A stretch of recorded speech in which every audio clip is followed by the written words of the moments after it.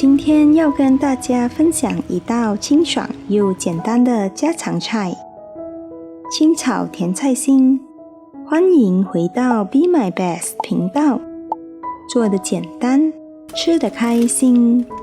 这次我做的是2人份，大概用了半包甜菜心。首先，我们先把甜菜心过一下水，把表面的灰尘稍微带掉。接着把甜菜心切成段，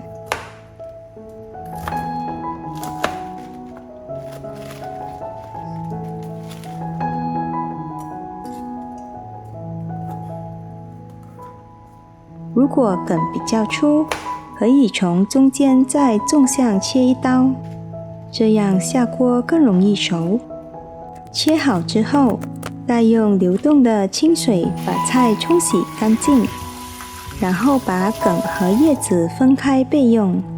梗比较硬，需要更长的烹饪时间，叶子只要稍微炒一下就够了。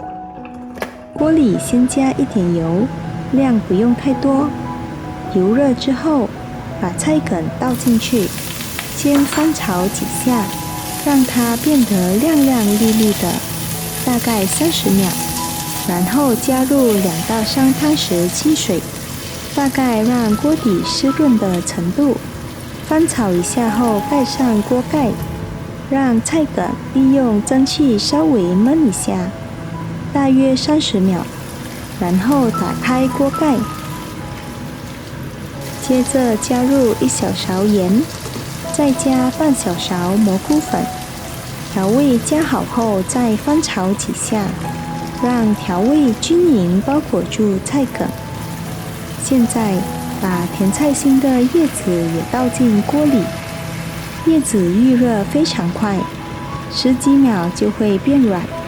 这时候轻轻翻炒几下，让梗和叶子混合在一起。如果感觉有点干，可以再加一点点水。这样一道简单又诱人的清炒甜菜心就完成啦。基本上10分钟不到就能端上桌，非常适合忙碌的时候做上一盘。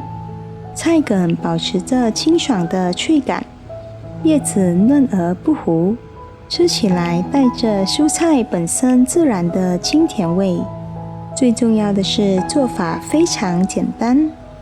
喜欢我的视频，记得点赞、留言分享，也欢迎订阅我的频道。我们下期见。